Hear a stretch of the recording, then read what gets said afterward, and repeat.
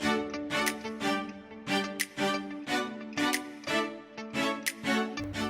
everyone, welcome back to another one of these quarantine vlogs, and as you can see, I am in my kitchen because today we're about to cook something. It's 11:20 right now, almost lunchtime, so I thought of making some homemade bolognese and record the whole process. My brother is still asleep, so that's why the house is really quiet right now. It normally isn't really this quiet. If everything goes to plan and I don't screw up during the process, lunch should be ready before he wakes up, so fingers crossed.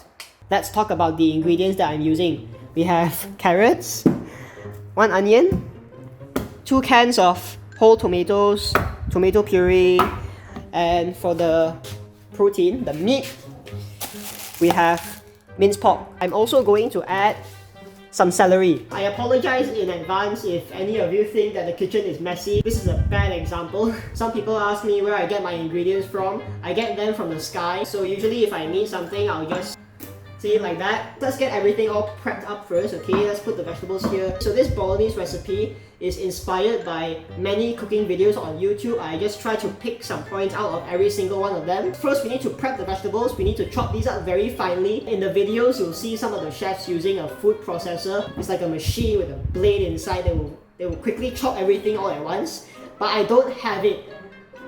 I have a chef's knife, but using a knife to chop the vegetables up very finely is going to take like forever. So the best alternative is a grater. Wow, I just slammed that very hard on the table. Check this out. Happy birthday to... This is more tiring than I first thought it would be. Alright, I'm done. Oh wait, no, I have one more carrot. Oh! Nice! Celery sticks. A lot of people don't like the texture of celery, so by grating them, you can actually trick people to eat more celery. That's a little tip for you guys. Okay, let's grate these green sticks. Here's the celery, here are the carrots. Both of them have been grated up, and now we're going to finely dice one big onion. Look at that. Woo. This is the part that I hate the most. Cut the onion in half. Dice an onion. Onion. I did a little bit of cleaning up just now, and the onions are done. They're already diced over here, and I also took the time to chop some garlic.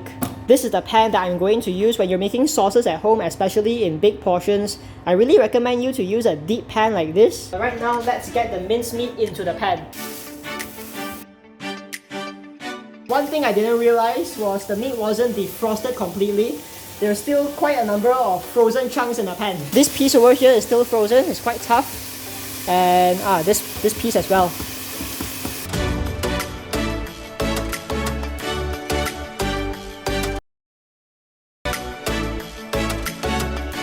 What we really want to do now is to brown the meat first, give it a little bit of a head start.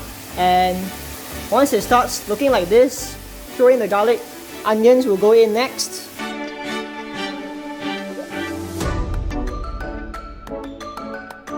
All the main ingredients are already in the pan sweating off. I'm going to let it just cook a little bit more. Tomato puree is very important. It helps to give that dense depth of flavor into your bolognese sauce, and it is the ingredient that I'll be adding in right now. Just 1 or 2 tablespoons should do the trick.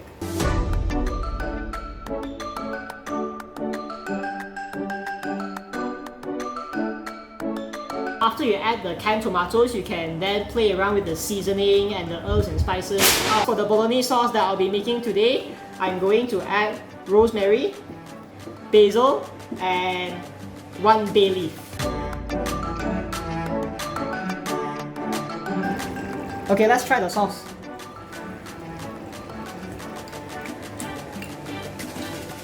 I think it needs a little bit of salt, but it's not bad.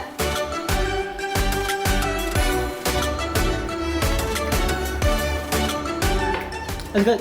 A secret ingredient that I like to add is this Worcestershire sauce. Okay, it just gives a very meaty and smoky texture to your bolognese. So just a few drops should do the trick.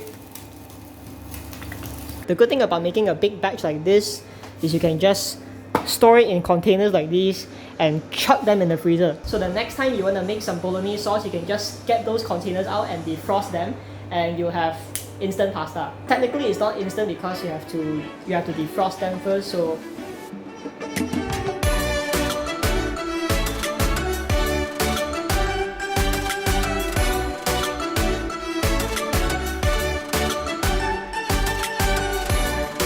pasta is all done. I actually wanted to make 3 portions, but I end up making an extra portion. I guess that's the thing about making pasta. You always end up making more than you expected. That's my dog over there.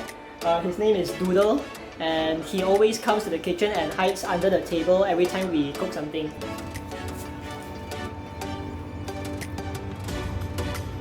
Okay, let's have a little taste test, okay?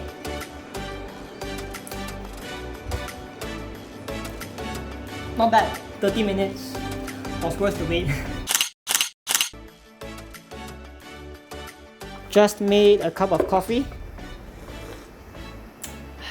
It has been a long couple of weeks. The whole country is in a movement restriction order. Some people call it a movement control order, an MCO. We're only allowed to go out of the house to buy essential stuff, and if you're not from Malaysia, which is where I'm from, I'm sure the situation in your country is somewhat similar. Wherever you're from, whatever you do, I hope that you and your family and friends are doing your part to help flatten the curve by staying at home. I know that this is a tough time to go through right now, and staying at home can be very boring, but this is the least that we can do to help everyone, so we got this, okay? Believe in yourself. I will be using this time to record a few homestyle vlogs like this. So if you enjoyed today's video, be sure to hit that like button, and don't forget to subscribe to this channel to stay updated on all my future videos. If you're into these type of vlogs, definitely go and check out my vlog playlist. The icon over here is going to pop out, so just click it and it will lead you to the playlist. Hopefully the videos are entertaining enough to help you fight your boredom. Alright, that is about it for today's vlog. Thank you so much for watching, and I will see all of you in my next video.